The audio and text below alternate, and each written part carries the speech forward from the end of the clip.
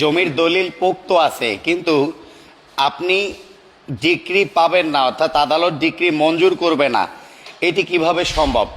অর্থাৎ আপনি মনে করছেন যে আপনার জমির কাগজপত্র খুবই সহি, আপনার জমির কাগজপত্র খুবই পোক্ত, আপনার জমির কাগজপত্র একদম অ্যাকুরেট, এবং অ্যাকুরেট থাকার পরও আইনজীবী এবং আদালত মিলে আপনাকে ডিক্রি মঞ্জুর করছে না। আইনজীবীর ত্রুটি খুঁজছেন আপনি, আদালতের ত্রুটি খুঁজছেন আপনি। দেখা যাচ্ছে যে আপনি আপনার জমির কাগজপত্র এতভাবে গবেষণা করেছেন যে আপনি আদালতকেও চাইলে পড়িয়ে দিতে পারেন এমন অবস্থা, কিন্তু আপনি ডিক্রি পাবেন না। ডিক্রি পাওয়ার হকদার হলেও আপনি ডিক্রি পাবেন না। এটি আদালতের ইচ্ছাধীন বা স্বেচ্ছাধীন বা স্ববিবেচনামূলক ক্ষমতা। অর্থাৎ আপনি যখন মামলা করবেন, সেই মামলা করার পরে আদালত ডিক্রি মঞ্জুর করবে তার বিবেচনামূলক ক্ষমতা দিয়ে, আদালত সেই ডিক্রিটি মঞ্জুর করবে তার ইচ্ছাধীন ক্ষমতা দিয়ে বা স্বেচ্ছাধীন ক্ষমতা দিয়ে। মজার বিষয় যে এই ধরনের সমস্যা কিন্তু আমাদের চারপাশে দেখা যাচ্ছে, যে আপনি আপনার ক্লায়েন্ট মনে করছে যে তার জমিতে অনেক দারুণ পোক্ত দলিল আছে, তার জমির যে দলিল আছে সে দলিল দিয়ে সে যে কাউকে ঘায়েল করতে পারে, কিন্তু কিছু কিছু বিষয় আছে যে বিষয়গুলো যদি আপনি ফুলফিল না করেন সেক্ষেত্রে আদালতের ডিক্রির সুবিধা থেকে আপনি বঞ্চিত হবেন। সুনির্দিষ্ট কার্য সম্পাদনের ডিক্রি প্রদান করা আদালতের বিবেচনা প্রসূত ক্ষমতা, এই কথাটি সুনির্দিষ্ট প্রতিকার আইনের 22 ধারাতে বলা আছে। সুনির্দিষ্ট প্রতিকার আইনের 22 ধারাতে বলা আছে আপনি যখন মামলা করবেন উক্ত মামলার ডিক্রি মঞ্জুর করা বা প্রদান করার ক্ষমতা। মাই ডিয়ার, আমাদের এই ডিক্রি মঞ্জুর করার বিষয়টি নিয়ে যদি বলতে হয় সেক্ষেত্রে শুরুতেই বলতে হবে আপনি একজনের কাছে একটা জমি ক্রয়ের চিন্তা করছেন, একটি জমি বিক্রয়ের চিন্তা করছেন। আপনি যখন জমি ক্রয় বিক্রয়, আজকে আমরা 16তম জুডিশিয়ারিতে যে প্রশ্নগুলো এসেছে, 16তম জুডিশিয়ারি সুনির্দিষ্ট প্রতিকার আইনে যে প্রশ্ন হয়েছে সেখান থেকে সুনির্দিষ্ট প্রতিকার আইনের একটা প্রশ্ন সমাধান করার চেষ্টা করব। এবং এখানে বলা হয়েছে সুনির্দিষ্ট কার্য সম্পাদনের ডিক্রি প্রদান করার ক্ষমতা আদালতের বিবেচনা প্রসূত বা ইচ্ছাধীন ক্ষমতা, এটি ব্যাখ্যা বিশ্লেষণ করার চেষ্টা করব। 16তম জুডিশিয়ারির লিখিত প্রশ্ন সমাধান এই কারণে করতে হবে, যারা আমরা বার কাউন্সিল রিটেন পরীক্ষা 2023 সে দিচ্ছি তাদের এই 16তম জুডিশিয়ারি, 15তম জুডিশিয়ারি এবং 14তম জুডিশিয়ারির প্রশ্নগুলো অবশ্যই নখদর্পণে থাকতে হবে। এবং এই প্রশ্নগুলো নখদর্পণে আনলে আপনারা রিটেন পরীক্ষাতে দেখা যাচ্ছে যে 50% প্রশ্ন কমন পাবেন এবং 50% প্রশ্ন কিন্তু আনকমন পাবেন। এই 50% কমন প্রশ্নে আপনাকে অবশ্যই ভালো করতে হবে, এবং এই ভালো করার জন্য আপনাকে এই প্রশ্নগুলো বারবার লিখতে হবে। এবং যে 50% অর্থাৎ অর্ধেক প্রশ্ন আপনি পারবেন না, সেটি কিন্তু বেসিক থেকে আপনাকে উত্তর দিয়ে আসতে হবে। তেমনি একটি প্রশ্ন হচ্ছে যে সুনির্দিষ্ট প্রতিকার বাস্তবায়নের ডিক্রি মঞ্জুর করা আদালতের ইচ্ছাধীন ক্ষমতা বা বিবেচনা প্রসূত ক্ষমতা। অর্থাৎ আপনি যতই আপনার জমির দলিলকে পোক্ত মনে করেন না কেন, ওই পোক্ত দলিল আদালত অগ্রাহ্য করতে পারে, ওই পোক্ত দলিল আদালত বিবেচনায় নাও আনতে পারে ডিক্রি প্রদানের ক্ষেত্রে। অর্থাৎ এই ডিক্রি প্রদানের ক্ষমতা আদালতের বিবেচনা প্রসূত ক্ষমতা। এখন বিবেচনামূলক, সুবিবেচনামূলক, বিবেচনামূলক, সুবিবেচনামূলক, ইচ্ছাধীন, স্বেচ্ছাধীন, ডিসক্রিপশনারি পাওয়ার বলতে আমরা কি বুঝতে পারি? দেখেন, এটা যদি আপনাকে বুঝতে হয় সেক্ষেত্রে সুনির্দিষ্ট প্রতিকার আইনের 22 ধারাতে স্পষ্ট করে বলেছে যে ইচ্ছাধীন ক্ষমতা বলতে আদালতের স্বেচ্ছাচারিতাকে বোঝায় না। ইচ্ছাধীন ক্ষমতা বলতে আদালতের স্বেচ্ছাচারিতাকে বোঝায় না, অর্থাৎ আদালত যা ইচ্ছা তাই করবে এটাকে বোঝায় না। ইচ্ছাধীন ক্ষমতা বলতে আদালতের স্বেচ্ছাচারিতাকে বোঝায় না, এটি বিচার বিভাগীয় মূলনীতি দ্বারা অন্তর্ভুক্ত হবে এবং আপিল দ্বারা সংশোধনযোগ্য। অর্থাৎ কোনো আদালত যদি স্বেচ্ছাচারিতা করে সেক্ষেত্রে আপনি চাইলেই সেই আদালতের আদেশ বা ডিক্রি সংশোধনের জন্য আপিল দায়ের করতে পারবেন। অর্থাৎ আদালত যদি কোনো কারণে আপনাকে ন্যায় বিচার থেকে বঞ্চিত করে সেক্ষেত্রে আপনি অবশ্যই এই ন্যায় বিচার থেকে বঞ্চিত করলে এর বিরুদ্ধে আপিল দায়ের করতে পারবেন। বের করে দেন।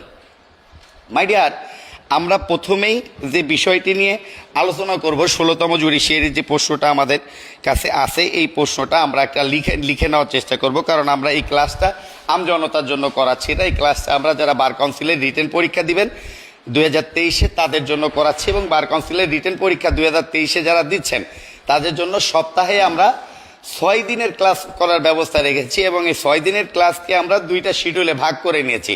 4 দিন আমরা বেসিক ক্লাস করব এবং আর বাকি 2 দিন আমরা জুডিশিয়ারির যে প্রশ্নগুলো আছে সেই প্রশ্নগুলো সলভ করার চেষ্টা করব। 2 দিন প্রশ্নগুলো সলভ করলে আল্লাহর রহমতে আমাদের এই প্রশ্নগুলো সমস্যা থাকার কথা না এবং বাকি যে 50-এর জন্য আমরা বেসিক থেকে উত্তর দেওয়ার চেষ্টা করব। সপ্তাহে 6 দিন আমাদের অনলাইন এবং সরাসরি ক্লাস হচ্ছে। আমাদের অনলাইন এবং সরাসরি ক্লাস করার জন্য ফোন দিবেন 01817451565 নাম্বারে। যে কথাটা বলছিলাম, তাহলে প্রশ্নটাকে আমরা একটু লিখতে পারি, কিন্তু যদি যে প্রশ্নটা আমরা এখন সলভ করার চেষ্টা করব সেই প্রশ্নটা যদি আমরা লিখে ফেলি, সেক্ষেত্রে শুরুতেই আমাদের যে প্রশ্নটা লিখতে হবে, সুনির্দিষ্ট কার্য সম্পাদনের ডিগ্রি প্রদানের এখতিয়ার। সুনির্দিষ্ট কার্য সম্পাদনের ডিগ্রি প্রদানের এখতিয়ার বিবেচনা প্রসূত। সুনির্দিষ্ট কার্য সম্পাদনের ডিগ্রি প্রদানের এখতিয়ার বিবেচনা প্রসূত, অর্থাৎ আপনি যতই ভালো কাগজপত্র নিয়ে মামলা দায়ের করেন না কেন, আদালত ডিগ্রি মঞ্জুর করবে তার বিবেচনা প্রসূত ক্ষমতা দিয়ে। ডিগ্রি কার্য সম্পাদনে সুনির্দিষ্ট কার্য সম্পাদনের ডিগ্রি প্রদান আদালতের বিবেচনা প্রসূত এখতিয়ার, তাই না? আচ্ছা, দ্য স্পেসিফিক রিলিফ অ্যাক্ট 1877 এর আলোকে উদাহরণ সহ ব্যাখ্যা করুন। দ্য স্পেসিফিক রিলিফ অ্যাক্ট 1877 এর আলোকে উদাহরণ সহ ব্যাখ্যা করুন।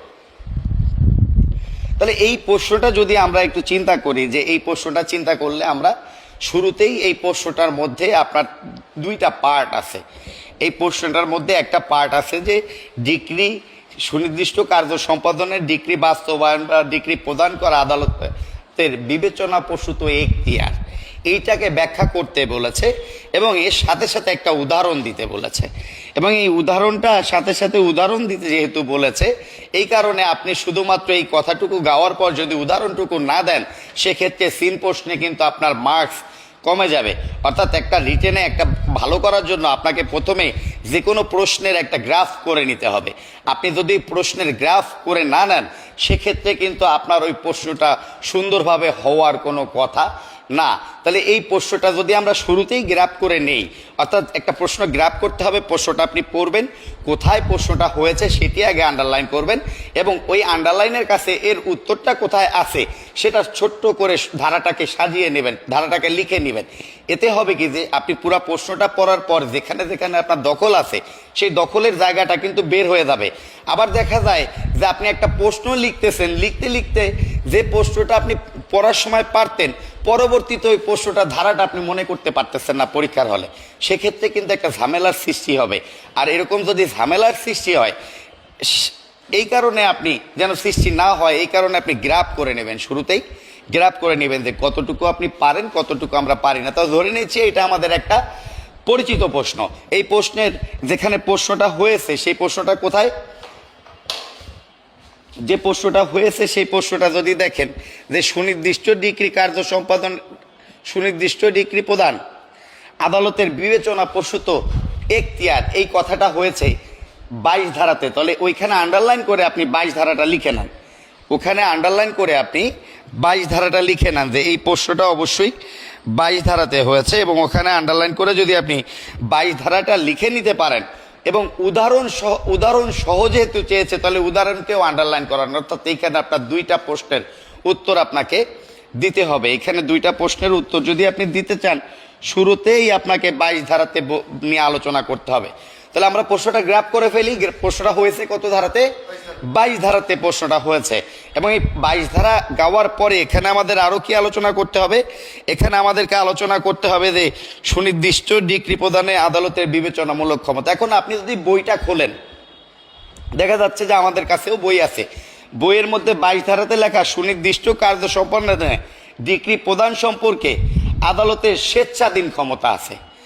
আবার আরেকটা বইয়ে দেখতেছি সুনির্দিষ্ট কার্য সম্পাদনের ডিগ্রি প্রদান করা আদালতের ইচ্ছাধীন ক্ষমতা দেখতেছি।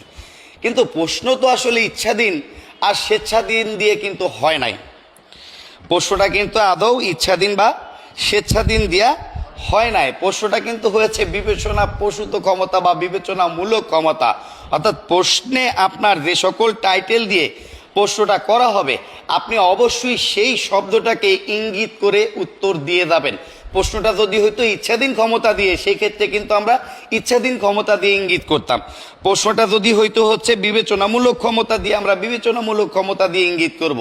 প্রশ্নটা যদি হয় স্ববিবেচনামূলক ক্ষমতা দিয়ে, সেক্ষেত্রে কিন্তু আমি স্ববিবেচনামূলক দিয়ে ইঙ্গিত করব। অর্থাৎ কোন প্রশ্নে কতটুকু কিভাবে ইঙ্গিত করতে হবে এটা কিন্তু সম্পূর্ণ পরীক্ষার হলে প্রশ্নই আপনাকে বলে দিবে। এইটুকু চেঞ্জ যদি আপনি করতে না পারেন সেক্ষেত্রে রিটেন পরীক্ষাতে কিন্তু ভালো করা কোনোভাবেই সম্ভব না। এখন তাহলে আমরা লিখি the Specific Relief Act, the Specific Relief Act 1877-এর, দ্য স্পেসিফিক রিলিফ অ্যাক্ট 1877-এর, দ্য স্পেসিফিক রিলিফ অ্যাক্ট 1877-এর 22 ধারায় বলা হয়েছে, 22 ধারায় বলা হয়েছে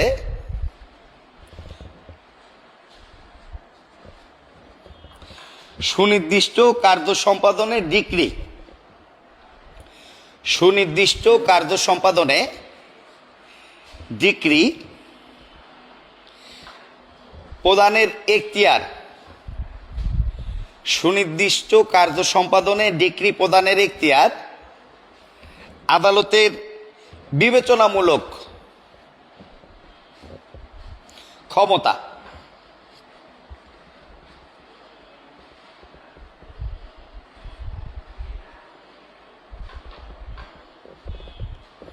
ওকে, রিল্যাক্স। তাহলে এটার মধ্যে একটা কথা আছে, অর্থাৎ আদালত দিতেও পারে নাও পারে। কথাটা এরকম না, অর্থাৎ আপনি যখন এই দেখেন সুনির্দিষ্ট কার্য সম্পাদনের ডিক্রি প্রদান, এখন সুনির্দিষ্ট কার্য সম্পাদন এই কথাটা কি 12 ধারার কথা না? খেয়াল করেন, একটু ঠান্ডা মাথায় খেয়াল করেন। সুনির্দিষ্ট কার্য সম্পাদনের ডিক্রি প্রদান অর্থাৎ সুনির্দিষ্ট কার্য সম্পাদন করা যায় কত ধারায়? 12 ধারায় যায় কিনা? অর্থাৎ 12 সুনির্দিষ্ট কার্য সম্পাদনটা কি একটু আন্ডারলাইন করেন, দেখেন করেন। হ্যাঁ, তাহলে ওর নিচে কি 12 লেখা যায় না? সুনির্দিষ্ট কার্য সম্পাদন কত ধারায় করা যায় যদি প্রশ্ন করা হয়? 12 ধারায় করা যায়। তাহলে এরকম যদি আমরা চিন্তা করি যে 12 ধারায় ডিক্রি প্রদান করা আদালতের বিবেচনা প্রসূত ক্ষমতা, বলা যায় কিনা? বলা যায় না যে 12 ধারায় ডিক্রি প্রদান করা আদালতের কি বিবেচনা প্রসূত ক্ষমতা, অর্থাৎ সুনির্দিষ্ট কার্য সম্পাদনে ডিক্রি প্রদান করা আদালতের বিবেচনা প্রসূত ক্ষমতা, অর্থাৎ 12 ধারায় ডিক্রি প্রদান করা, অর্থাৎ আদালত 12 ধারায় আপনি একটা মামলা করেছেন, চুক্তি প্রবলের মামলা করেছেন, সুনির্দিষ্ট বাস্তবায়নের মামলা করেছেন 12 ধারাতে, আপনি 12 ধারাতে একটা চুক্তি বলবতের মামলা করেছেন, আপনি 12 ধারাতে একটা সুনির্দিষ্ট বাস্তবায়নের মামলা করেছেন, কার্য সম্পাদনের মামলা করেছেন, চুক্তি প্রবলের মামলা করেছেন। ওই মামলাটায় আদালত ডিক্রি দেবেন কত ধারাতে? 22 ধারাতে দিবেন। আবার আদালত ওই ডিক্রি বাতিলও করে দিতে পারেন কত ধারাতে? তাও 22 ধারাতে পারেন। তাও কত ধারায় পারেন? 22 ধারাতে পারেন। কেন পারেন একটু দেখেন। আপনি আপনার অনেক জরুরি কাগজপত্র নিয়ে গেছেন, আপনি অনেক দামি কাগজপত্র নিয়ে গেছেন, এখন এই কাগজপত্র দিয়ে আপনি নিজেকে মনে মনে চিন্তা করতেছেন আপনি এই জমির ডিক্রি পাওয়ার হকদার, আপনি সুনির্দিষ্ট বাস্তবায়নের একটা মামলা করে দিছেন, সুনির্দিষ্ট কার্য সম্পাদনের একটা মামলা করে দিছেন না? এখন আপনি মনে করতেছেন এই ডিক্রি পাওয়ার আপনার হকদার, কিন্তু আদালত ওই ডিক্রি নামঞ্জুর করতে পারেন কত ধারাতে? 22 ধারাতে করতে পারেন। আবার ডিক্রিটা মঞ্জুর করতে পারেন কত ধারাতে? 22 ধারাতে। যেহেতু ডিক্রি বাস্তবায়ন করার ক্ষমতা সুনির্দিষ্ট বাস্তবায়নের ক্ষেত্রে আদালতের বিবেচনা প্রসূত, আমি কি বুঝাইতে পারছি? এখন আমাকে নিষেধ করা হয়েছে এইগুলা, যে আপনারা যারা হাহারি একদান এগুলো অ্যাভয়েড করতে, এই কারণে করা হয়েছে যে কিছু ছাগল এবং পাগল চারপাশে থাকে, এগুলো অ্যাভয়েড করে দিতে বলছে আমাকে, যে এগুলো দরকার নাই। আমি যে কথাটা বলতেছি ওই সেন্টেন্সটা শেষ না করা পর্যন্ত আমার কথা বোঝার কথা না। আর আমি যে লেভেলের কথা বলতেছি এই লেভেলের কথা বুঝতে গেলেও আপনাকে কিছু লেভেল অতিক্রম করতে হবে, আপনার লেভেল না থাকলে কথা বুঝবেন না। অনেক ধন্যবাদ। কে কোথা থেকে দেখছেন জানাবেন, লাইভটি শেয়ার করে দিবেন। এবং আমাদের রিটেন ক্লাস সপ্তাহে 6 দিন হচ্ছে, অনলাইন এবং সরাসরি। সপ্তাহে 6 দিন রিটেন ক্লাস আমরা 2 ভাগে ভাগ করছি, বেসিক ক্লাস প্লাস আমরা হচ্ছে রিটেন প্রশ্ন সলভ ক্লাস করছি। আমরা 16তম, 15তম, 14তম জুরি সিরিজ শেষ করব, বার কাউন্সিলের 21, 22, 20, 21, 22 শেষ করব। এবং পাশাপাশি আমরা বেসিক ক্লাসের মাধ্যমে যারা পোড়া খাওয়া মানুষগুলো আছি তারা একটু ভালো করার চেষ্টা করব। গতবারে কিন্তু পরীক্ষার হল থেকে বের হয়ে অনেকে বলছেন প্রশ্ন কমন পড়ে নাই। আমি মনে হয় একমাত্র পিস ছিলাম যে বলছিলাম 14তম জুডিশিয়ারি থেকে প্রশ্ন কমন পড়েছে, মিলায় দেখেন। এখন এগুলার আগে কাউন্টার দেওয়ার লোক ছিল, এখন কিন্তু আর লোক নাই।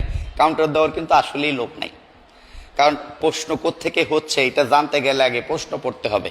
প্রশ্ন মুখস্থ না থাকলে উত্তর দেওয়া কোনোভাবে সম্ভব নয়। অপ্রাসঙ্গিক কথা বলছি যদিও, তারপরে ইহাই প্রাসঙ্গিক, ইহাই অনুষঙ্গ কথা। পাশ করতে গেলে কিছু কৌশল থাকতে হবে, শুধু পড়াশোনা দিয়ে কিন্তু পাশ করবেন না। তাহলে আমি আরেকটু এই প্রশ্নটা সলভ করতে যাই, যদি আরেকটু ভিতরে যাই, দেখেন 12 ধারায় আপনি একটা মামলা করেছেন, অর্থাৎ সুনির্দিষ্ট বাস্তবায়নের একটা মামলা করেছেন। সুনির্দিষ্ট বাস্তবায়নের ক্ষেত্রে ডিক্রি মঞ্জুর করা আদালতের কি ক্ষমতা? বিবেচনামূলক ক্ষমতা। কত ধারায় এই কথাটা বলা আছে? 22 ধারাতে। এখন আপনি 22 ধারাতে যেহেতু ডিক্রি প্রদান বিবেচনা প্রসূত ক্ষমতা, সেহেতু এইভাবে লিখতে পারি না, যেহেতু 22 ধারা বিবেচনামূলক ক্ষমতা, যেহেতু 22 ধারা বিবেচনামূলক ক্ষমতা, যেহেতু 22 ধারা বিবেচনামূলক ক্ষমতা, সেহেতু চুক্তি আইনসঙ্গত ও বলবৎ, সেহেতু চুক্তি আইনসঙ্গত ও বলবৎ যোগ্য হওয়া সত্ত্বেও আদালত, চুক্তি আইনসঙ্গত এবং বলবৎযোগ্য হওয়া সত্ত্বেও আদালত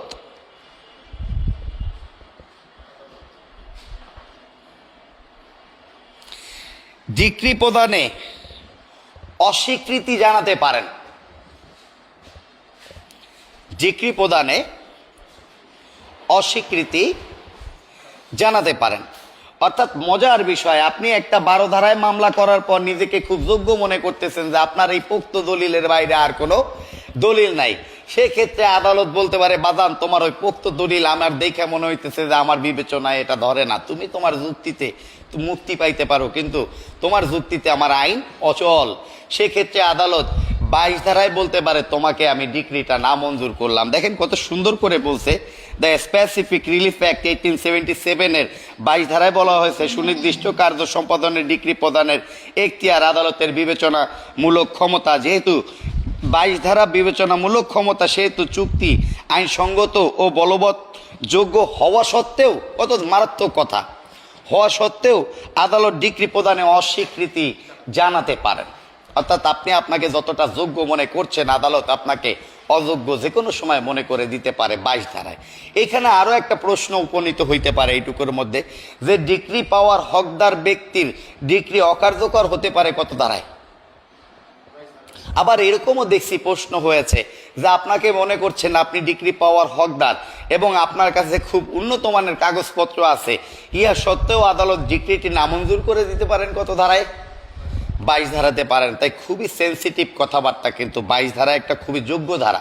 অর্থাৎ 12 ধারায় আপনি একটা মামলা কইরা সুনির্দিষ্টভাবে বাস্তবায়নের জন্য একটা মামলা কইরা, সুনির্দিষ্ট কার্য সম্পাদনের একটা মামলা কইরা নিজে মনে মনে মন কলা খাচ্ছেন, আদালত বলতেছে যাও তোমাকে আমি কোনো ডিক্রি মঞ্জুর করতে পারবো না। গ্রামগঞ্জের মানুষ কিন্তু এই 22 ধারা বোঝে না, এবং যারা মক্কেল তারাও 22 ধারা বোঝে না। তারা কয় আমার আইনজীবী টাকা পয়সা খাইছে, আমার আইনজীবী টাকা পয়সা খাইয়ে আর একজনের সাথে হাত মিলাইছে।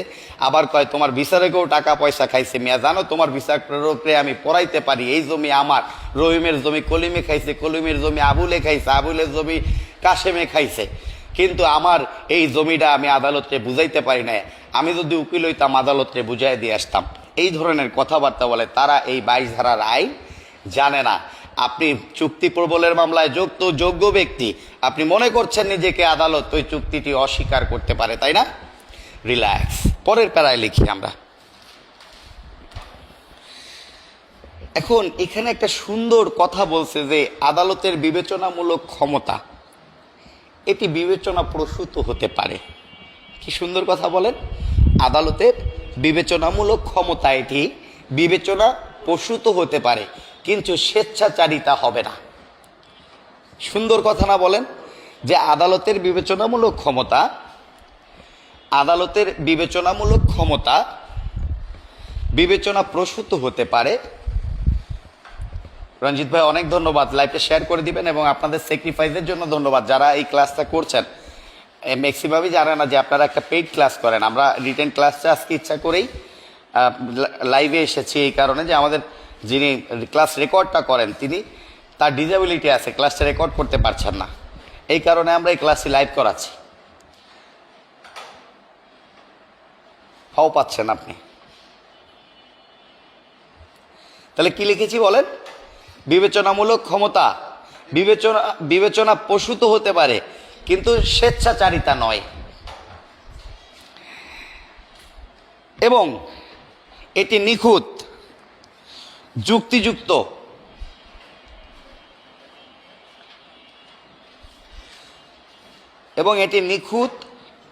যুক্তিযুক্ত বিচার বিভাগীয় মূলনীতি দ্বারা পরিচালিত হবে।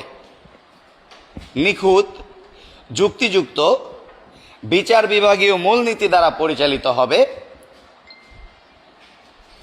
বিচার বিভাগীয় মূলনীতি দ্বারা পরিচালিত হবে এবং আপিল দ্বারা সংশোধনযোগ্য, এবং আপিল দ্বারা সংশোধনযোগ্য।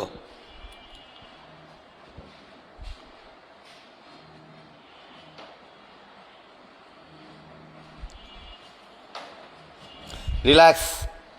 তাহলে আমরা কি এক কথায় বলতে পারি না যে ইচ্ছাধীন ক্ষমতা বলতে আদালতের স্বেচ্ছাচারিতাকে বোঝায় না? বলতে পারি না কথাটা, যে ইচ্ছাধীন ক্ষমতা বলতে আদালতের স্বেচ্ছাচারিতাকে বোঝায় না, ইহা বিচার বিভাগীয় মূলনীতি দ্বারা অন্তর্ভুক্ত হবে এবং আপিল দ্বারা সংশোধনযোগ্য বলা যায় কি? আবার বলতে পারি কথাটা, যে বিচার বিভাগীয় ক্ষমতা বলতে আদালতের স্বেচ্ছাচারিতাকে বোঝায় না, ইহা বিচার বিভাগীয় মূলনীতি দ্বারা অন্তর্ভুক্ত হবে এবং আপিল দ্বারা সংশোধনযোগ্য। অর্থাৎ আদালতের যা ইচ্ছা তাই করার ক্ষমতা এই 22 ধারা কিন্তু আদালতকে দেয় নাই। অর্থাৎ আপনি অন্যায়ভাবে কারো উপরে জুলুম করবেন সেই ক্ষমতা কিন্তু দেয় নাই। বলছে বিচার বিভাগীয় মূলনীতি দ্বারা অন্তর্ভুক্ত, অর্থাৎ ইকুইটির ব্যালেন্স কইরা নিতে হবে। বিচার বিভাগীয় মূলনীতি দ্বারা অন্তর্ভুক্ত মানে কি? ইকুইটির ব্যালেন্স কইরা নেন, আপনি কারো প্রতি অন্যায় করেন না, সাম্যতা আনেন, অর্থাৎ ন্যায়পরায়ণতা রক্ষা করেন। এইটার নামই হচ্ছে বিচার বিভাগীয় মূলনীতি দ্বারা অন্তর্ভুক্ত। আপনি কারো দিকে হেলে যায়েন না, সুবিধার ভারসাম্য নষ্ট করেন না, কারো উপরে কি করেন না, হেলে যায়েন না। আর যদি আপনি কারো উপরে হেলে যান, যদি আপনি ভারসাম্য নষ্ট করেন, যদি আপনি ন্যায়পরায়ণতা রক্ষা করতে না পারেন, যদি আপনি সুবিধার ভারসাম্য রক্ষা করতে না পারেন, সেক্ষেত্রে আপনার বিরুদ্ধে আমি আপিল মাইরা দেব। আপিল দ্বারা এটাকে আমি সংশোধন করতে পারবো। কত মজার কথা না বলেন? এর মধ্যে অনেক মজা আছে না? তাহলে বিচার বিভাগীয় মূলনীতি দ্বারা অন্তর্ভুক্ত এবং আপিল দ্বারা সংশোধনযোগ্য। তাহলে ইচ্ছাধীন ক্ষমতা বলতে আদালতের কি? স্বেচ্ছাচারিতাকে বোঝায় না, ইহা বিচার বিভাগীয় মূলনীতি দ্বারা অন্তর্ভুক্ত এবং আপিল দ্বারা সংশোধনযোগ্য। অর্থাৎ কোনো আদালত আপনি ডিক্রি পাওয়ার হকদার, আপনাকে ডিক্রি না মঞ্জুর করতেই পারে, কারণ এটা তার বিবেচনা প্রসূত ক্ষমতা, বিবেচনামূলক ক্ষমতা। এক্ষেত্রে আপনি যদি হেরে যান, আপনার পরবর্তী করণীয় কোথায় বলা আছে? আপিল দ্বারা সংশোধন করে নিতে পারবেন। তাও 22 ধারার মধ্যে কিন্তু বলা আছে, তাও 22 ধারার মধ্যে বলা আছে। আমরা পরের প্যারায় যাইতে পারি না? একটু যাইতে পারি? বিরক্ত হচ্ছেন?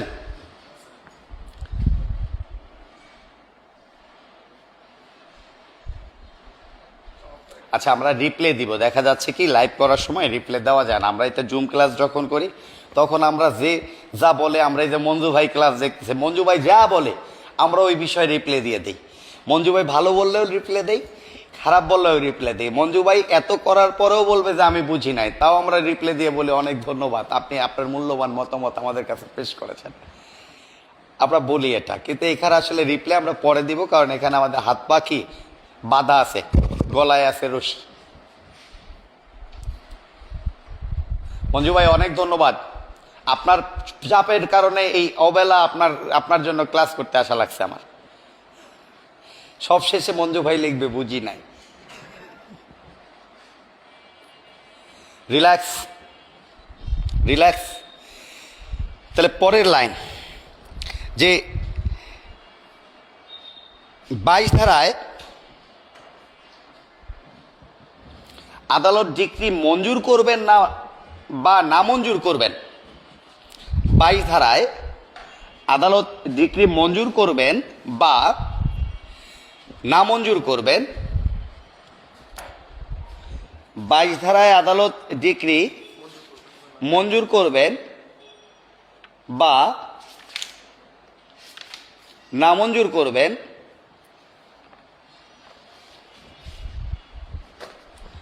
মঞ্জুর করবেন বা নামঞ্জুর করবেন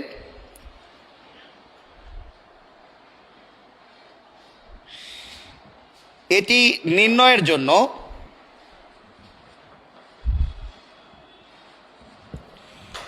দুইটি ক্ষেত্র প্রয়োগ করতে পারেন। এটি নির্ণয়ের জন্য দুটি ক্ষেত্র প্রয়োগ করতে পারেন। ওকে, আচ্ছা, এখানে আমি আরেকটু সুন্দর করে বলবো। এখানে সুন্দর করে যদি বলি, আরেকটু হেডলাইন দেই যে, আর এইটা অবলিক দিয়ে, ওকে, অবলিক দিয়ে, যে সকল কারণে চুক্তি, যে সকল কারণে চুক্তি আইনসঙ্গত ও বলবৎ হওয়া সত্ত্বেও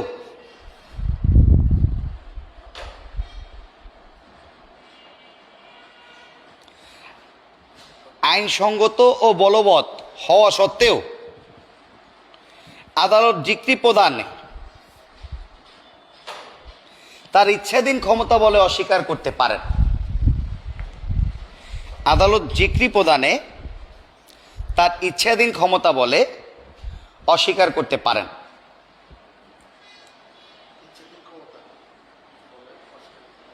আওলাদ ভাই অনেক ধন্যবাদ। জালকাঠি আমার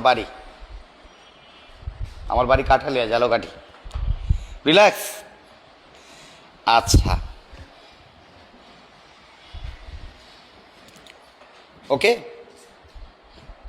এক, যে চুক্তি বাদীকে বিবাদীর উপর যে চুক্তি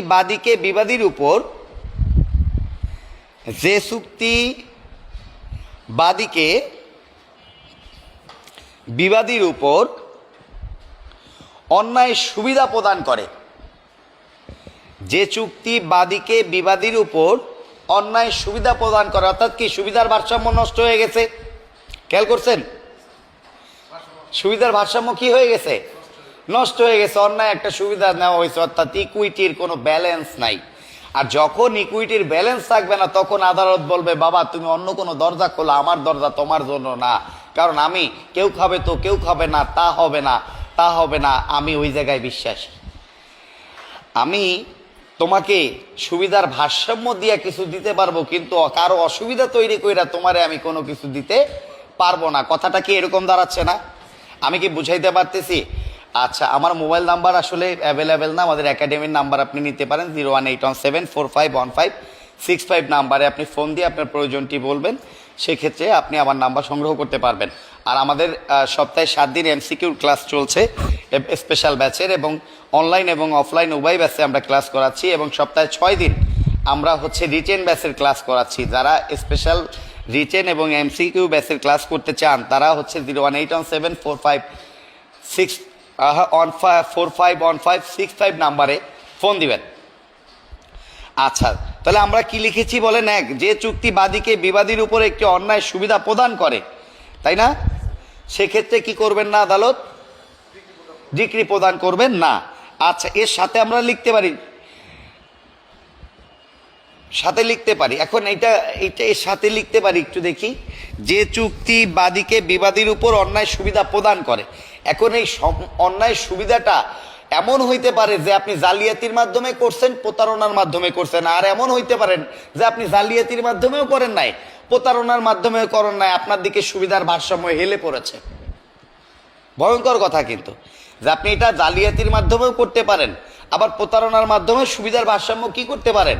নষ্ট করতে পারেন। আবার প্রাকৃতিকগতভাবেই সুবিধার ভারসাম্য আপনার দিকে কি পড়েছে?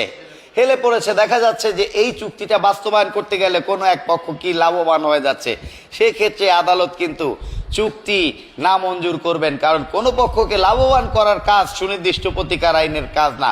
সুনির্দিষ্ট প্রতিকার আইনের কাজ কিন্তু উইন উইন সিস্টেম, অর্থাৎ দুই পক্ষ কি হবে? সমান পাবে, জিতে যাবে। ভয়ঙ্কর কথাবার্তা কিন্তু এগুলা।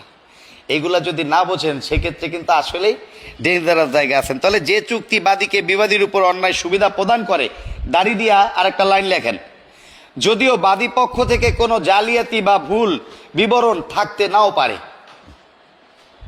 যদিও বাদীর পক্ষ থেকে কোনো জালিয়াতি বা ভুল বিবরণ, বাদীর পক্ষ থেকে কোনো জালিয়াতি বা ভুল বিবরণ নাও থাকতে পারে, অর্থাৎ অটোমেটিক সুবিধার ভারসাম্য একদিকে হেলে যাইতে পারে, পারে না বলেন চুক্তিতে? সেক্ষেত্রে আদালত কি করবে না, সুনির্দিষ্ট প্রতিকার আইনে ডিক্রি মঞ্জুর করবে না। অর্থাৎ চুক্তি দুই পক্ষ উইন উইন সিস্টেম, কিন্তু কাউকে ক্ষতিগ্রস্ত করে কাউকে লাভবান করার কাজ কিন্তু সুনির্দিষ্ট প্রতিকার আইনের না। আমি কি বুঝাইতে পারতেছি? অর্থাৎ আপনি জমির কাগজ একদম সহি শুদ্ধ আপনি দেখতে পাচ্ছেন, কিন্তু আপনার কাগজ ইকুইটির ব্যালেন্স রাখছে না, সেক্ষেত্রে কিন্তু আদালত কি করবে না, ডিক্রি মঞ্জুর করবে না। 2, লেখা শেষ করেন, কি লেখে না তো 2, হ্যাঁ 2, যে ক্ষেত্রে চুক্তির কার্য সম্পাদন, দেখেন সবসময় কিন্তু 12 ধারার কথা বলতেছে 22-এর মধ্যে, তাই না? যে ক্ষেত্রে চুক্তির কার্য সম্পাদন, যে ক্ষেত্রে চুক্তির কার্য সম্পাদন বিবাদীকে অত্যন্ত ক্লেশে জড়িয়ে ফেলবে, বিবাদীকে অত্যন্ত ক্লেশে জড়িয়ে ফেলবে,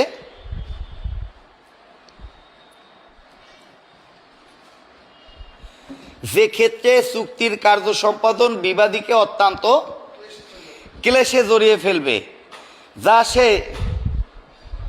জানতো না, যা সে জানতো না, বলবো যা সে জানতো না। অপরদিকে বাদীর জন্য তেমন কোনো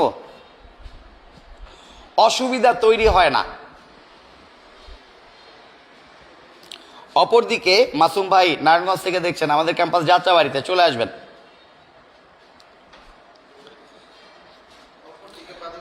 আমরা দীর্ঘ 12 বছর নারায়ণগঞ্জের অনেক আইনজীবী আছে যারা আমাদের এখান থেকে অ্যাডভোকেট হয়ে গেছে, প্রায় 100-এর উপরে আছে। বলেন কি বাদীকে অসুবিধা ক্লেশ তৈরি করতেছে না, কিন্তু এটা বাস্তবায়ন করলে বিবাদীর উপরে একটা ক্লেশ তৈরি হইতে পারে। তার মানে ক্লেশ মানে হচ্ছে আপনার ঝগড়া, ঝঞ্ঝাট, অশান্তি। ক্লেশ মানে কি বলেন?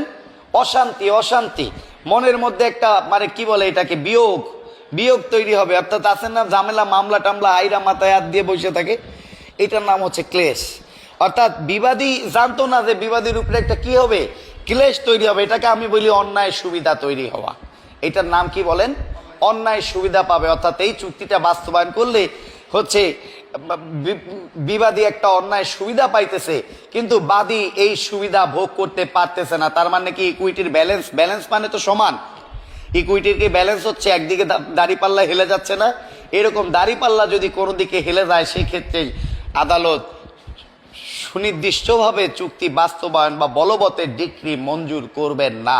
আমি কি বুঝাইতে পারছি? আর যখন এই দুইটার ভারসাম্য এলোমেলো থাকবে না, তখন কি হবে? তখন মঞ্জুর করবে। বুঝতে পারতেছি আল্লাহর রহমতে।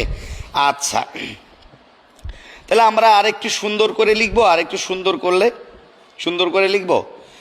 আচ্ছা, তাহলে একটু উদাহরণও চাইছে এখানে, তাই না? তাহলে উদাহরণটা আমরা দিতে পারি, একটা উদাহরণ দেন।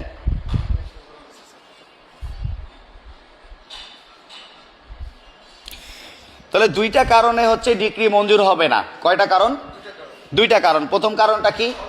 অন্যায় সুবিধার ভারসাম্য কি হয়ে যাচ্ছে? নষ্ট হয়ে যাচ্ছে। আর একটা কি বলেন? ক্লেশ তৈরি হচ্ছে, কঠোরতা তৈরি হচ্ছে। ক্লেশ মানে হচ্ছে আপনার, এটাকে আমি বলবো কি, এটাকে বলা হয় যে ক্লেশ শব্দটা আরেকটু সুন্দর, কষ্ট। আমি খুব কষ্টে আছি। ক্লেশ মানে কষ্ট, মানে কষ্টে জড়িয়ে ফেলবে, সুবিধার থাকতেছে না, সে একটা ঝামেলায় জড়ায় পড়বে, তাই না? আচ্ছা মাই ডিয়ার, এখানে আমার কাছে মনে হয় যে বিবাদীর প্রতি কঠোরতা তৈরি করে আদালত 22 ধারায় ডিক্রি মঞ্জুর করেন না। এই লেখেন না, ওটা লিখছি আমরা, ওই ক্লেশে চড়াবেই মানে কঠোরতা। বিবাদীর প্রতি কঠোরতা তৈরি করে আদালত 22 ধারায় ডিক্রি মঞ্জুর করবেন না।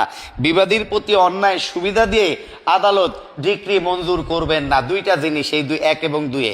একটা হচ্ছে বিবাদীর প্রতি অন্যায় সুবিধা দিয়ে ডিক্রি মঞ্জুর করা যাবে না, বিবাদীকে অন্যায় সুবিধা দিয়ে বাদীর উপর ডিক্রি দেওয়া যাবে না। আর একটা হচ্ছে কি, বিবাদীর প্রতি কঠোরতা দেখিয়ে বাদীকে ডিক্রি দেওয়া যাবে না। এই দুইটা ক্ষেত্র মাথায় থাকবে না ইনশাল্লাহ। এই যে কষ্ট, ইয়াসমিন বলছে কষ্ট, কষ্ট হচ্ছে আপনার নায়ক মান্নার একটা মুভি, ট্যালেন্ট। ইয়াসমিন পাস করে যাবে।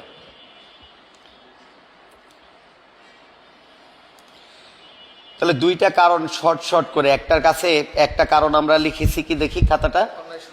একটা হচ্ছে অন্যায় সুবিধা লিখেছি, যে চুক্তি বিবাদীর উপর অন্যায় সুবিধা প্রদান করে, তাহলে অন্যায় সুবিধাকে আন্ডারলাইন করতে হবে। আর একটা হচ্ছে যদিও বাদীর পক্ষ থেকে জালিয়াতি বা ভুল বিবরণ নাও থাকতে পারে, আবার থাকতে পারে, তাই না? নাও থাকতে পারে, আবার থাকতে পারে। আর দ্বিতীয়টা হচ্ছে যে ক্ষেত্রে চুক্তির কার্যক্রম অত্যন্ত ক্লেশে জড়িয়ে ফেলবে, অর্থাৎ কঠোরতায় জড়িয়ে ফেলবে বা কষ্টে জড়িয়ে ফেলবে, এমন ক্ষেত্রে অসুবিধা তৈরি করে বাদীর প্রতি আদালত ডিক্রি মঞ্জুর করবেন না। এখন একটা চাইছে আপনার এই আপনার হচ্ছে সোলেটিয়াম চাইছে, গ্র্যান্টিং সোলেটিয়াম। সোলেটিয়াম জিনিসটা একটু বুঝতে হবে। সোলেটিয়ামটা আপনার এমনি সরাসরি বলতে পারে যে গ্র্যান্টিং সোলেটিয়াম বা সান্ত্বনামূলক ক্ষতিপূরণ বলতে কি বোঝেন? তাহলে আমরা সোলেটিয়াম, SOLATIEM, সোলেটিয়াম, SOLATIUM,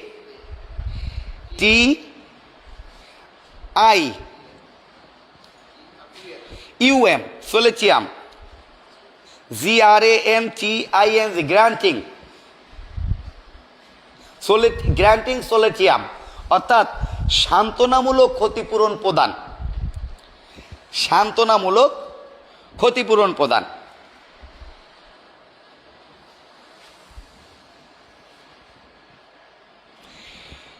অর্থাৎ এইখানে একটা সুন্দর কথা বলছে যে বাদী আদালতের কাছে গেছে, বাদী আদালতের কাছে যাওয়ার পর আদালত তো তারা ডিক্রি দিতেছে না, আবার সে ডিক্রি পাওয়ার হকদার ছিল। এখন তারে যদি ডিক্রিটা না দেয় তাহলে তারও তো সুবিধার ভারসাম্য নষ্ট হইতেছে, তাই না? বিবাদীর সুবিধা টিকাইতে যায়, বাদীর কি কোনো ক্ষতি করা যাবে? তাহলে বিবাদীর, খেয়াল করেন মজার কথা কিন্তু, বিবাদীর সুবিধা করতে যায়, বিবাদীর সুবিধা করার জন্য বাদীর ক্ষতি করা যাবে না। অর্থাৎ আদালত এই বাদীর ক্ষতি না করার জন্য আদালত বলতে পারে যে তোমার প্রতি চুক্তিটা প্রত্যাখ্যান করে দিলাম, তোমার প্রতি চুক্তিটা বাধ্যকর নয় মর্মে আমি একটা ঘোষণা দিয়ে দিলাম, এবং তোমার যে ক্ষয়ক্ষতি হয়েছে এর জন্য আমি একটা গ্র্যান্টিং সোলেটিয়াম দিলাম বা সান্ত্বনামূলক একটা ক্ষতিপূরণ দিয়ে দিলাম। সেটাও কত ধারায় দিতে পারবে আদালত বলেন? 22 ধারায় দিতে পারবে। অর্থাৎ বাদীকেও একটা সান্ত্বনামূলক ক্ষতিপূরণ আদালত 22 ধারায় দিতে পারবে। আমি কি বুঝাইতে পারতেছি? শিওর? তাহলে আমরা লিখি দ্য স্পেসিফিক রিলিফ অ্যাক্ট 1877 এর 22 ধারায়, দ্য স্পেসিফিক রিলিফ অ্যাক্ট 1877 এর 22 ধারায় 22 ধারায় বলা হয়েছে যে পরিস্থিতিতে আদালত চুক্তির, যে পরিস্থিতিতে আদালত চুক্তির সুনির্দিষ্ট কার্য সম্পাদনের ডিক্রি প্রদান করবেন না, চুক্তির সুনির্দিষ্ট কার্য সম্পাদনের ডিক্রি প্রদান করবেন না,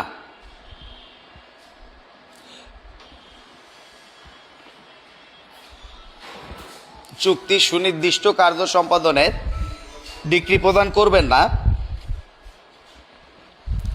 এমন ক্ষেত্রে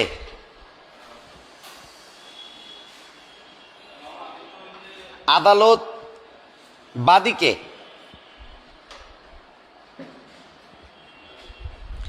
এর পরিবর্তে সান্ত্বনামূলক ক্ষতিপূরণ বা সোলেটিয়াম প্রদান করতে পারেন, গ্র্যান্টিং সোলেটিয়াম প্রদান করতে পারেন।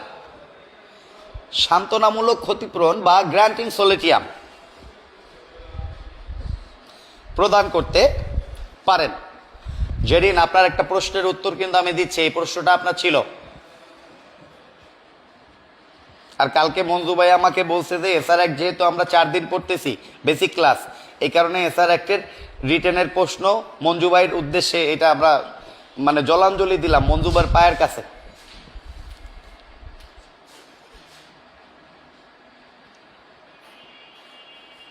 ইয়াসপিন মঞ্জু ভাইকে এর জন্য একটা ধন্যবাদ দেন, কথা বলেন না, ঠিক আছে? আচ্ছা, লিখেছি।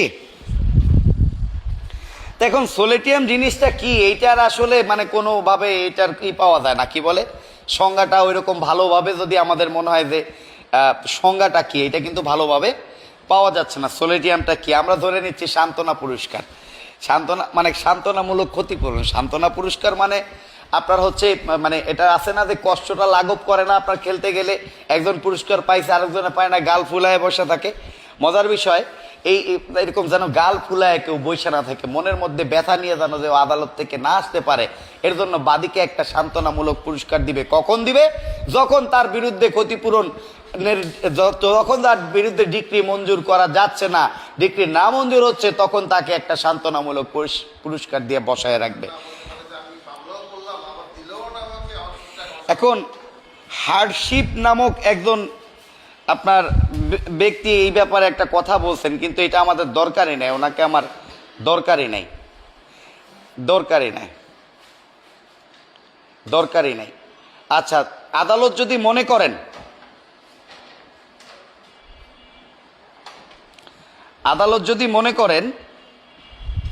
যে সান্ত্বনামূলক ক্ষতিপূরণ দেওয়ার প্রয়োজন নাই,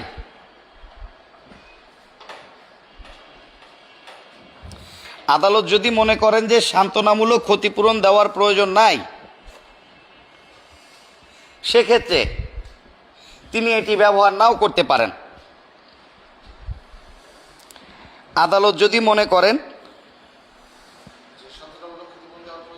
সান্ত্বনামূলক ক্ষতিপূরণ দেওয়ার প্রয়োজন নাই, সেক্ষেত্রে এটি ব্যবহার নাও করতে পারেন।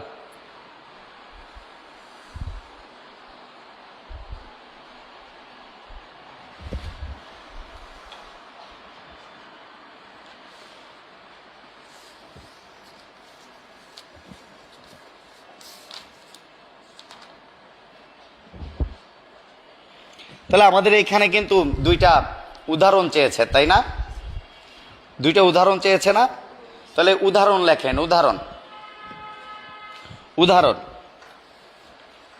দুইটা কিন্তু উদাহরণ চেয়েছে এবং উদাহরণ কিন্তু খুবই গুরুত্বপূর্ণ। তাহলে উদাহরণ এক, বিবাদীর প্রতি বাদীর অন্যায়ের সুবিধা। বিবাদীর প্রতি বাদীর অন্যায়ের সুবিধা আছে, এটাকে হাইলাইটস করেন। বিবাদীর প্রতি বাদীর, 22 ধারার উদাহরণ, অবশ্যই বিবাদীর প্রতি বাদীর অন্যায়ের সুবিধা আছে। সেক্ষেত্রে আমরা একটা উদাহরণ দিতে পারি এখানে, যে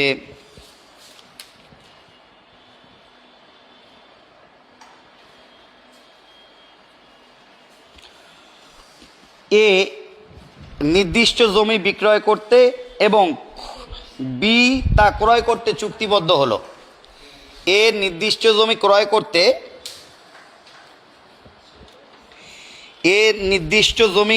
বিক্রয় করতে, ভুল বলতেছি, এ নির্দিষ্ট জমি বিক্রয় করতে এবং বি তা ক্রয় করতে চুক্তিবদ্ধ হলো। মঞ্জু ভাইয়াকে একটু বুঝায়েন আপনারা যে মঞ্জু ভাইয়া অনেক ভালো, পাস করে গেলে আমাদের লাভ। মঞ্জু ভাই একজন ভালো মনের মানুষ, কিন্তু সব জায়গায় ভালোগিরি কাজে লাগে না। সব জায়গায় ভালো দেখাইলে মানুষ বোকা বলবে। রাগ করতেছে লাইভ এরকম বদনাম করতে, মঞ্জু ভাই কালকে মানানি করবে। আমি বলতেছি আমাদের এলাকার মঞ্জুর কথা, ঠিক আছে? আমি স্পেসিফিকলি কোনো মঞ্জুর কথা বলি নাই। কি বলছি বলেন? এ নির্দিষ্ট জমি বিক্রয় করতে এবং বি তা ক্রয় করতে চুক্তিবদ্ধ হলো। ওকে,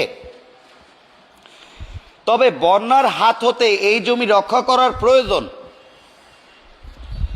বন্যার হাত হতে এই জমি রক্ষা করা প্রয়োজন। তবে বন্যার হাত হতে এই জমি রক্ষা করার প্রয়োজন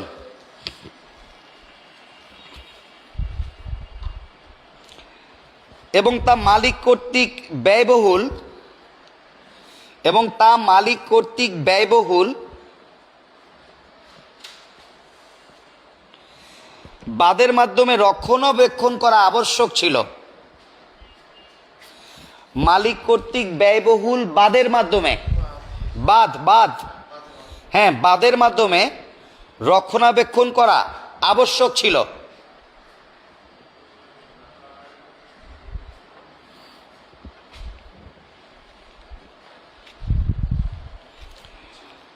বি এই অবস্থার কথা জানতো না এবং এটি তার নিকট গোপন করেছে। বি এই অবস্থার কথা জানতো না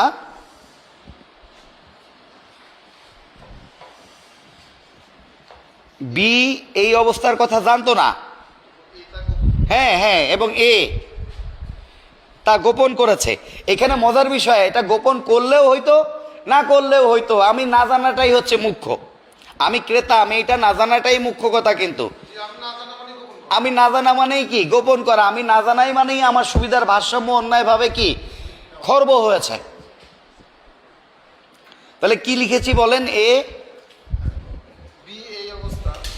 এর নিকট জমি বিক্রয় করতে এবং বি তা ক্রয় করতে চুক্তিবদ্ধ হলো। তবে বন্যার হাত হতে এই জমি রক্ষা করা প্রয়োজন এবং তা মালিক কর্তৃক ব্যয়বহুল বাঁধের মাধ্যমে রক্ষণাবেক্ষণ করা আবশ্যক ছিল। বি এই অবস্থার কথা জানতো না এবং তা গোপন করেছে। এক্সিলেন্ট।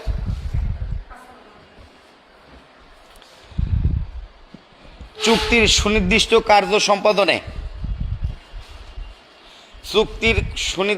কার্য সম্পাদনে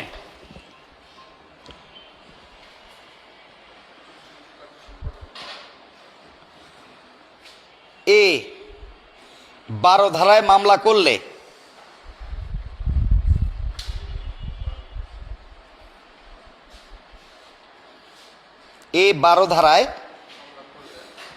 করলে আদালত এমন ক্ষেত্রে অবশ্যই 22 ধারায় ডিক্রি নামঞ্জুর করবেন।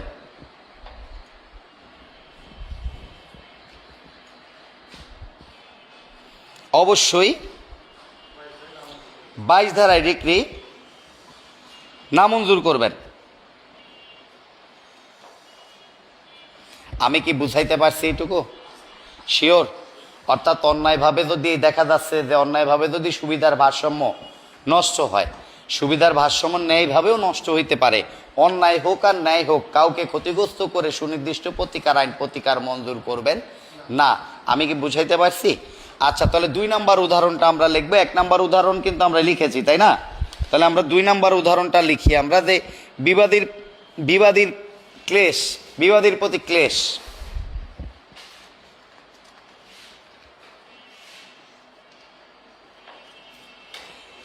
বা কঠোরতা, বিবাদীর প্রতি ক্লেশ বা কঠোরতা। ওকে, 2 নম্বর উদাহরণ। এইখানে কিন্তু উদাহরণ চেয়েছে এবং এই 2টা উদাহরণই দিতে হবে, কিন্তু একটা উদাহরণ দিলে কিন্তু হবে না। কখন আপনার ইচ্ছাধীন ক্ষমতা প্রয়োগ করতে পারবে এবং এই 2টা কারণে যদি পারে 2টা উদাহরণ দেওয়া উচিত না বলেন?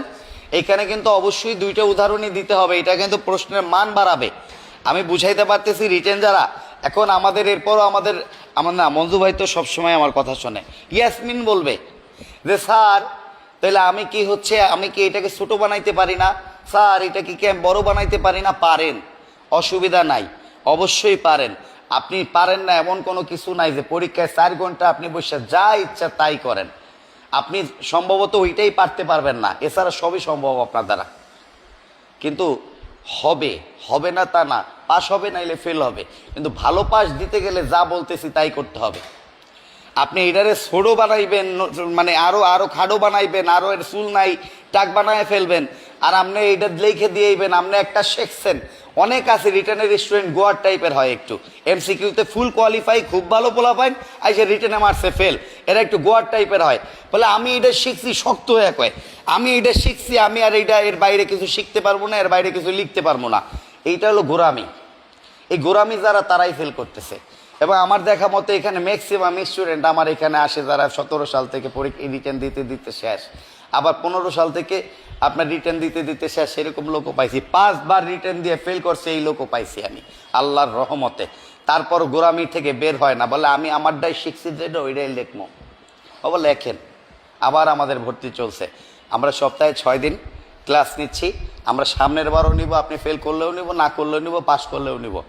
আমরা সপ্তাহে রিটার্ন ক্লাস নিচ্ছি 6 বার, 6 দিন, সপ্তাহে 6 দিন, এবং এমসিকিউ ক্লাস সপ্তাহে 7 দিন করছি। স্পেশাল ব্যাচের ক্লাস যারা ভর্তি হতে চান 01817451565 নাম্বারে ফোন দিবেন এবং গোরামি থেকে মুক্তি পান, গোরামি থেকে মুক্তি নেন। যা বলতেছি তাই। 2, তাহলে রিল্যাক্স। আর একটু ছোট্ট উদাহরণ চাই, একটু মানে বেশি বড় হয়ে গেছে উদাহরণগুলো, বুঝছেন? নির্দিষ্ট জমি ক্ষয়ের নিকট থেকে ক্রয় করার জন্য চুক্তিবদ্ধ হয়। নির্দিষ্ট জমি ক্ষয়ের নিকট থেকে ক্রয় করার জন্য চুক্তিবদ্ধ হয়। এত তাড়াতাড়ি কেন আপনারা? নির্দিষ্ট জমি ক্ষয়ের নিকট থেকে ক্রয় করার জন্য চুক্তিবদ্ধ হয়। ওকে ওকে বন্ধুগণ, আচ্ছা। এবং যারা আছেন, যারা মনে করেন যে আমি, যেমন আমার কাছে ভর্তির যারা আছেন ম্যাক্সিমামই ক্লাস করতেছেন এখানে, কারণ তাদেরকে আজকে এখানে লিঙ্ক দেওয়া হয়েছে, তাদেরকে বলতেছি ভাই আমি একটা প্রশ্ন একদিন পড়াবো, লেস প্রশ্ন পড়াই একদিনই পড়াবো, ওইটাকে নিখুঁত বানান। আমি এর আগে একদিনে 16তম জুড়ি সিঁড়ি 14তম জুড়ি সিঁড়ি শেষ করে দিয়ে দেখছি, যে দেখা গেছে একদিনে যেমনই কার্যবিধি শেষ করে দিছি, একদিনে সুনির্দিষ্ট প্রতিকার আইনে শেষ করে দিছি, হেরা পাইছি ঘোড়ার ডিম। মানে বলছি পড়েন, কয় স্যার আমাদের সব পড়া শেষ। আমি বলছি পড়েন, কিন্তু বলে স্যার আমাদের মতো ভালো কেউ নাই, পড়েন কিন্তু স্যার এগুলো সব পারি। কিন্তু তারাই কিন্তু খারাপ করছে, কারণ তারা পাইরাও লেখে নাই। এগুলা কিন্তু লেখার পরীক্ষা, এইটাই মুখস্থ করে লেখা ফেলবেন। এইটা কয় মিনিটে লেখেন সেইটার পরীক্ষা। যখন প্রশ্ন আনসিন হয়েছে পাস করতে পারে না, এরকম আছে। আবার সিন প্রশ্ন হইলে সব লেখা দিয়ে আসতে পারে না, এরকম হয়েছে। আনসিন হয়েছে পাস করতে পারে না, আবার সিন হয়েছে সব লেখা দিয়ে আসতে পারে না, এই কারণে ফেল করছে। কয় স্যার প্রশ্ন বেশি সহজ হয়েছে তো এই কারণে ফেল করেছে। আমি কিন্তু খুব তিতা কথা বলতেছি, তাই যতটুকু পারেন ততটুকু লেখেন। এই প্রশ্নটা আজকে কিন্তু লিখে ফেলবেন, বারবার মুখস্থ করে। যে মনে করতেছেন এটা খাডো বানাইবেন, সেও এটা মুখস্থ করে খাডো বানান। আগে মুখস্থ না করে কোনোটারে খাডো বানায়েন না, তাহলে বিপদ আছে। ঠিক আছে, ভালোভাবে বলতেছি ভাইয়ারা, শুনেন। আপনাদের পাস করাটা আমাদের উদ্দেশ্য। আপনাদের 100% অবশ্যই পাস করাইতে চাই, নাইলে কেমনে হয়? এখানে এত বাদ্য বাজনা কেন বাজাচ্ছি? আপনাদের 100% পাস করার জন্য যা ইচ্ছা তাই করতে পারি, এরকম একটা ব্যাপার। কিন্তু পাস আপনাকে করতে হবে, আপনাকে একটু পড়তে হবে। তাহলে নির্দিষ্ট জমি ক্ষয়ের নিকট থেকে ক্রয় করার জন্য চুক্তিবদ্ধ হয়, কিন্তু জমির প্রবেশ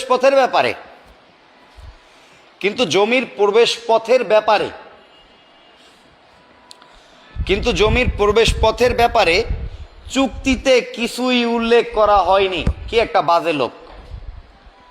জমিতে প্রবেশ পথের ব্যাপারে চুক্তিতে কিছুই উল্লেখ করা হয়নি।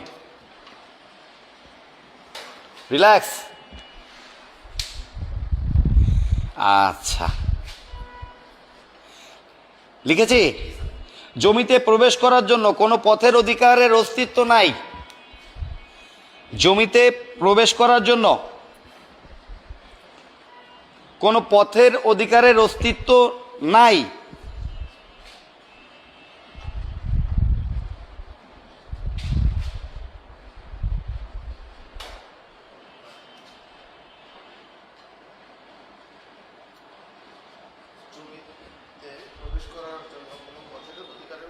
কোনো পথের অধিকারের অস্তিত্ব নাই এমন কথা বলা হলে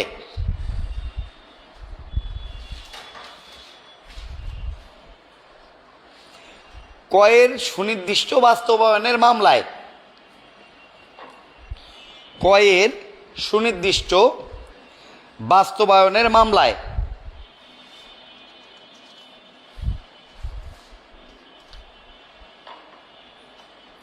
ওকে কি বলেছি বলেন? মামলায় আদালত অবশ্যই ডিক্রি মঞ্জুর করবেন না। অর্থাৎ বাদী একটা অন্যায় দাবি করে ফেলছে না, সে একটা জমি বেচছে, সেই জমি দিয়ে কোন জায়গা দিয়ে বাইরে সেই জায়গা সে দেশে আটকায়া, এরপর বলতেছে আমার টাকা দেয় না কেন।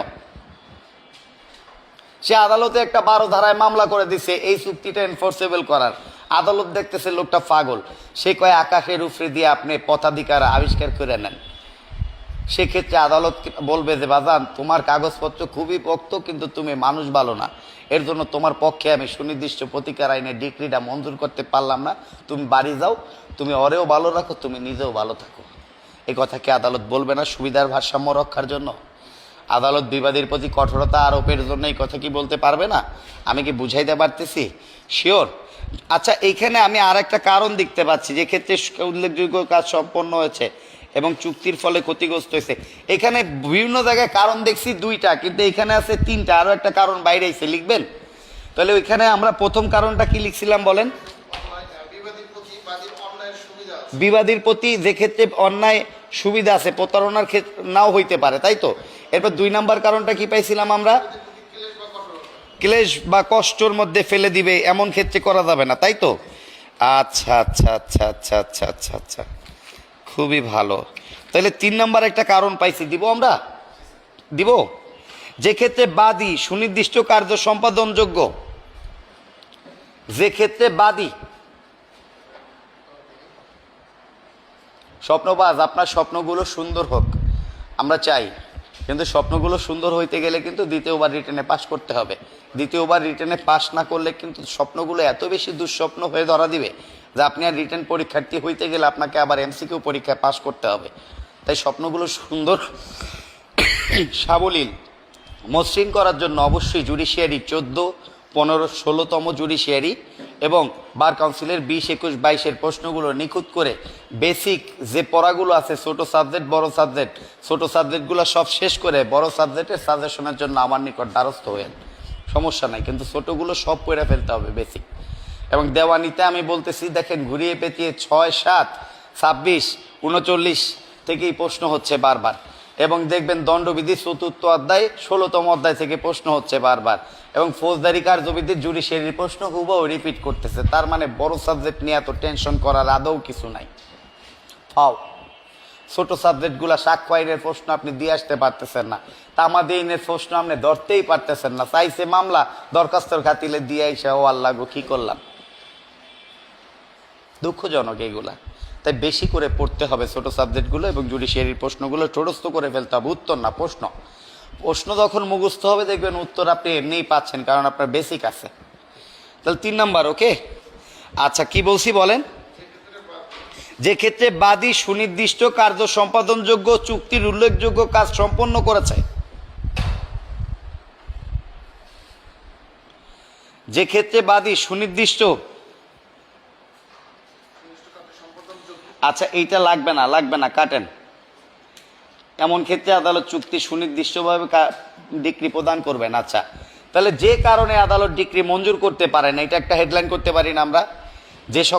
যে কারণে আদালত 22 ধারাতে সুনির্দিষ্ট কার্য সম্পাদনের ডিক্রি মঞ্জুর করেন, যে কারণে,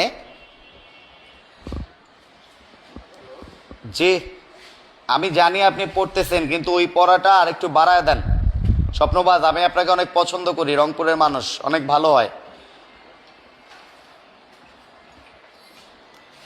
যে কারণে আদালত 22 ধারাতে চুক্তি সুনির্দিষ্ট বাস্তবায়নে ডিক্রি মঞ্জুর করবেন,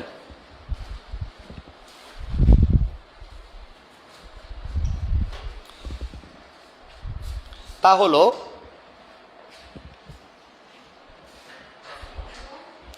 হলো কমা ওকে। যে ক্ষেত্রে বাদী সুনির্দিষ্ট কার্য সম্পাদন, যে ক্ষেত্রে বাদী সুনির্দিষ্ট কার্য সম্পাদন,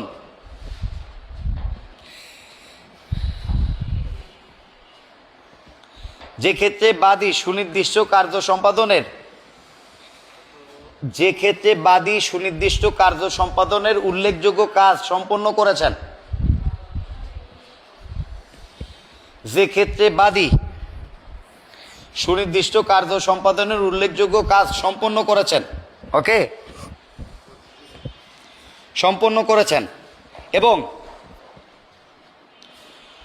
চুক্তিটি বাস্তবায়ন না হলে তার অপূরণীয় ক্ষতি হওয়ার সম্ভাবনা তৈরি হবে। চুক্তিটি বাস্তবায়ন না হলে তার অপূরণীয় ক্ষতি হওয়ার সম্ভাবনা তৈরি হবে।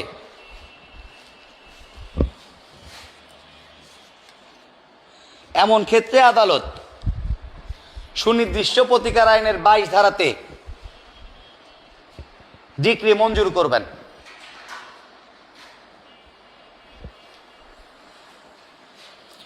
এমন ক্ষেত্রে আদালত সুনির্দিষ্ট প্রতিকার আইনের 22 ধারাতে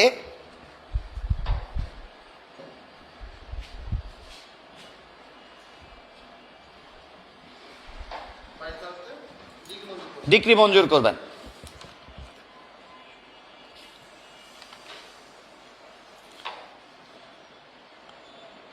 তাহলে 22 ধারাতে ডিক্রি মঞ্জুর করা আদালতের ইচ্ছাধীন ক্ষমতা, আমরা কি বুঝাইতে পারছি? হ্যাঁ, তাহলে 22 ধারাতে ডিক্রি না দেওয়ার কারণ 2টা আর দেওয়ার কারণ 1টা। তাহলে দেওয়ার কারণের কি উদাহরণ লিখবেন? দরকার আছে কোনো? আমি দেখি দরকার নাই, লিখতে চাইলে লিখতে পারেন। একটি ক্ষয়ের কাছে একটি জমি বিক্রয়ের চুক্তিবদ্ধ হয়। ক্ষয়ের কাছে একটি জমি বিক্রয়ের চুক্তিবদ্ধ হয়। ক্ষয়ের কাছে একটি জমি বিক্রয়ের জন্য চুক্তিবদ্ধ হয়। আমি কিন্তু এটা পাই নাই, ডলার কিন্তু আমার শেষ। ঠিক আছে, চা খাওয়াবেন? ঠিক আছে, লিখেছি। খ জমি গ্রহণ করে এবং সেখানে আবাদ করা শুরু করে।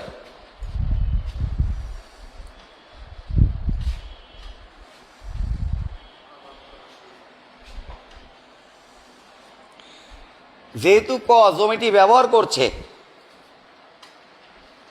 এই ব্যবহার করছে না, যেহেতু জমিটি ব্যবহার করছে, যেহেতু জমিটি ব্যবহার করছে, সেহেতু এর পক্ষে আদালত 22 ধারায় ডিক্রি মঞ্জুর করতে পারেন।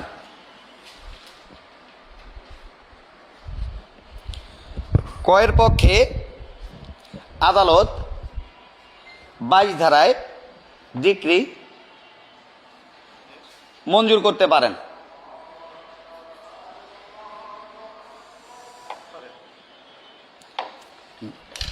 আচ্ছা, আমাদের 16তম জুডিশিয়ারি সুনির্দিষ্ট প্রতিকার আইনে 16তম জুডিশিয়ারির যে প্রশ্নগুলো হয়েছে সেটা নিয়ে আমরা একটা প্রশ্ন সলভ করলাম এবং 16তম জুডিশিয়ারি, 15তম জুডিশিয়ারি, 14তম জুডিশিয়ারি অবশ্যই আপনারা পড়বেন এবং এর মধ্যে এসআর অ্যাক্ট, তারপর হচ্ছে আপনার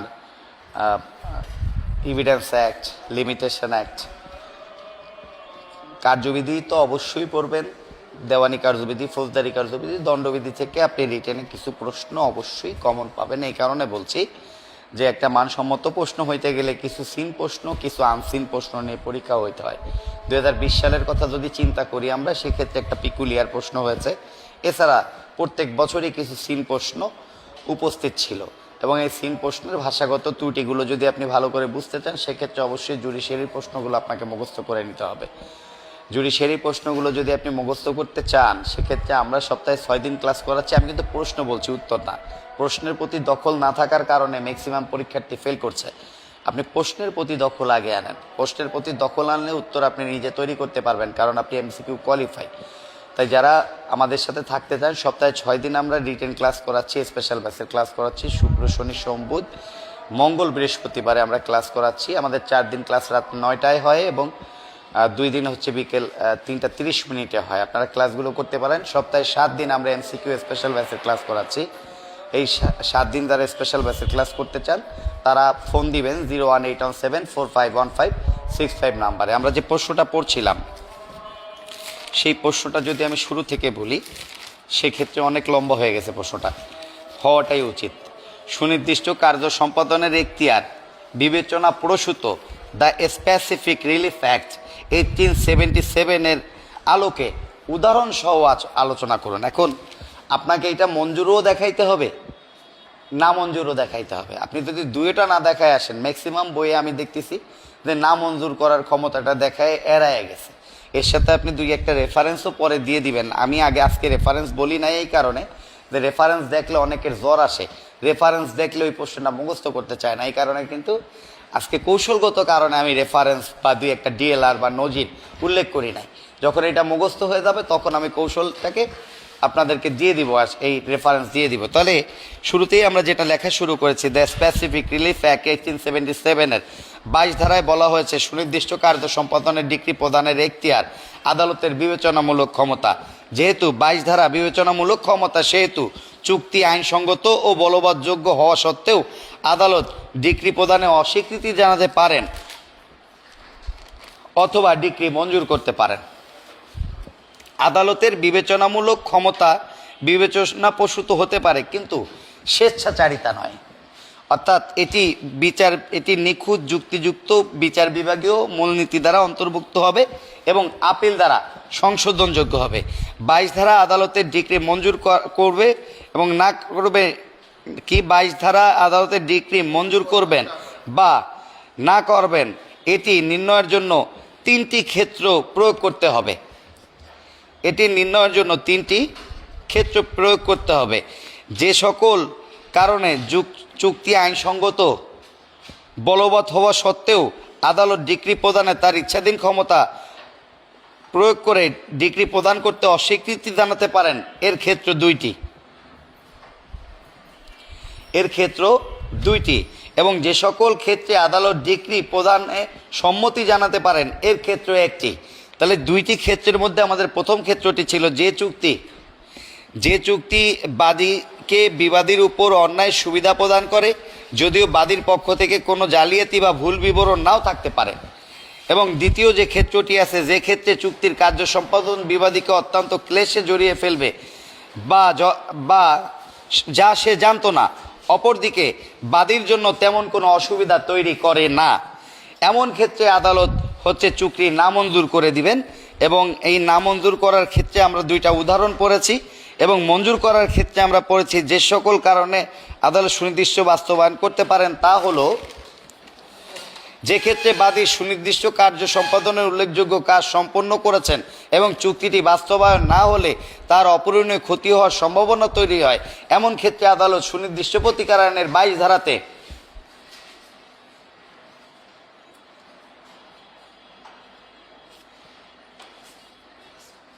সুনির্দিষ্ট বাস্তবায়নের ডিক্রি মঞ্জুর করতে পারেন।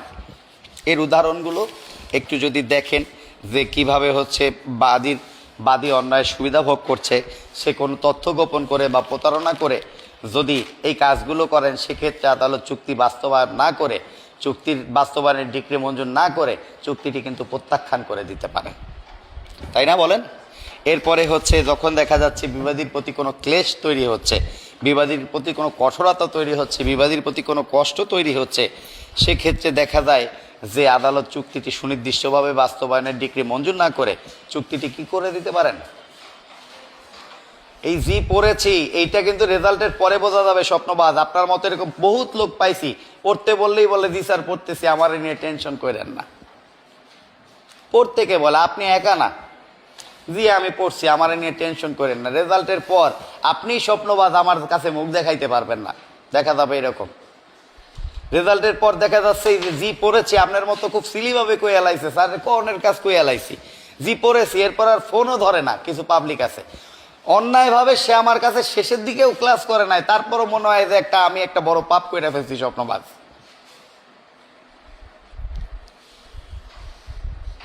সিরিয়াস হওয়ার জন্য বলতেছি আবারও, এগুলো লেখেন। প্রশ্ন ধরলে পারবেন না, তালের মতো এক একটা কথা বলবেন, কিন্তু প্রশ্ন ধরলে যদি না পারেন তাহলে বিপদ আছে। জি পড়েছি যারা বলতেছে তারাই ফাঁকিবাজ বেশি, তারা একটা প্রশ্নের উত্তর তাদের ভিতরে নাই কিন্তু কয় আমি পড়ে এলাইছি। আবার কিছু লোক তো আরো কাঠি সরেস, যায় পার্কে জিজ্ঞাসা যে মায় ফোন দিছে, হ্যালো কোথায় তুমি, বলতেছে আম্মা আমি লাইব্রেরিতে। হ্যাঁ তো আরো সারাদিন পড়তে পড়তে স্কুল ফাইন আর তুমি বারবার ফোন দাও, তারও তো আর এক কাঠি সরেস। দুঃখজনক। আবার সুন্দর ব্যাপারগুলো, কারণ একবার না পারিলে দেখো শতবার। তাহলে এখানে যে উদাহরণগুলো আছে ভিডিওটা বারবার দেখবেন, আমার মনে হয় যে কিছু বিষয় বুঝতে পারবেন। এখানে যে সারাংশ যদি আমি করি সেক্ষেত্রে দুইটা সারাংশ আমি করতে পারি শুরুতেই। দুইটা কারণে আদালত ডিক্রি মঞ্জুর করবেন না এবং একটা কারণে হচ্ছে আদালত ডিক্রি বাস্তবায়ন করবেন। দুইটা কারণের মধ্যে হচ্ছে একটা হচ্ছে অন্যায় সুবিধার ভারসাম্য যদি নষ্ট হয়, আর একটা বিবাদীর প্রতি যদি কঠোরতা তৈরি হয় সেক্ষেত্রে আদালত ডিক্রি বাস্তবায়ন করবেন না। এবং একটি কারণে আদালত ডিক্রি বাস্তবায়ন করবেন যখন দেখা যাবে যে অপূরণীয় ক্ষতি হওয়ার সম্ভাবনা তৈরি হয়। আমি খুব সিরিয়াস ছিলাম একটা বিষয় নিয়ে, যেটা আমি আপনাদেরকে বলতে চাই, কিন্তু এই বিষয়টা দিয়ে আপনাদেরকে আজকে এসআর অ্যাক্টের ক্লাস, কোনো এসআর অ্যাক্টের ক্লাস আজকে আপনাদের কিসের পরীক্ষা, কে দিচ্ছে এটা? আচ্ছা, তার মানে এরপর কি এসআর অ্যাক্ট? ঠিক আছে, তাহলে আমি দেখি এটা বুঝাইতে পারি কিনা। ধন্যবাদ সবাইকে, ভালো থাকবেন, সুস্থ থাকবেন, দেখা হবে অন্য কোনো দিন অন্য কোনো মুহূর্তে। সে পর্যন্ত ভালো থাকবেন। আমাদের সপ্তাহে 7 দিন এমসিকিউর ক্লাস হয়, সপ্তাহে 6 দিন আমাদের রিটেন ব্যাচের ক্লাস হয়। স্পেশাল ব্যাচে ভর্তি হওয়ার জন্য ফোন দিবেন 01817451565 নাম্বারে, এবং আমি যতটুকু বলেছি ততটুকু পর্যন্ত আমার যারা ক্লাস করেন, যারা রিটেন স্পেশাল 2, তারা এটা লিখে আমাকে একটু গ্রুপে দেন, যদি কোনো সংশোধনী থাকে আমি করে দিব। ঠিক